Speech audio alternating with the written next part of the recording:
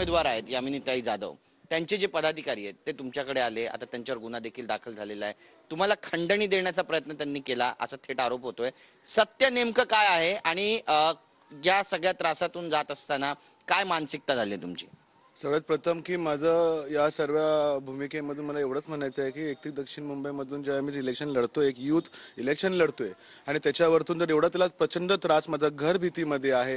हे लोक पैशाचा लाच देऊन ते पक्ष सचिव, शिवसेना पक्ष सचिव या पदाच्या माणसांनी, ज्याचा एबी फॉर्मवरती साईन असते सेक्रेटरीची, त्या पदाच्या माणसांनी माझ्यासोबत या सर्व गोष्टी कन्व्हर्सेशन केलं.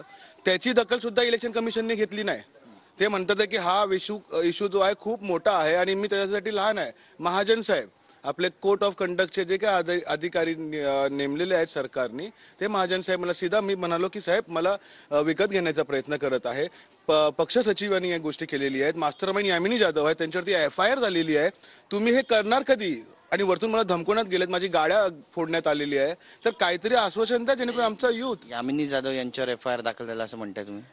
येस, या आता FIR मध्ये ज्यांची नावं आहेत, शी इज अ मास्टर माइंड. हे केलं कशाला? एका यामिनी जाधवनीच पाठवलं असणार ना. आणि तिचं माझ्याशी फोनवरती बोलायला देत होते, तर मला भीती वाटली कदाचित फोनवरती बोलून त्यांनी टॅम्परिंग केला असता आणि तो विषय त्यांनी मेसेज केला असता. ही फॅक्ट आहे. कॅमेरा पर्सन खंडूराजचा गिरीश गायकवाड, TV9 मराठी, मुंबई.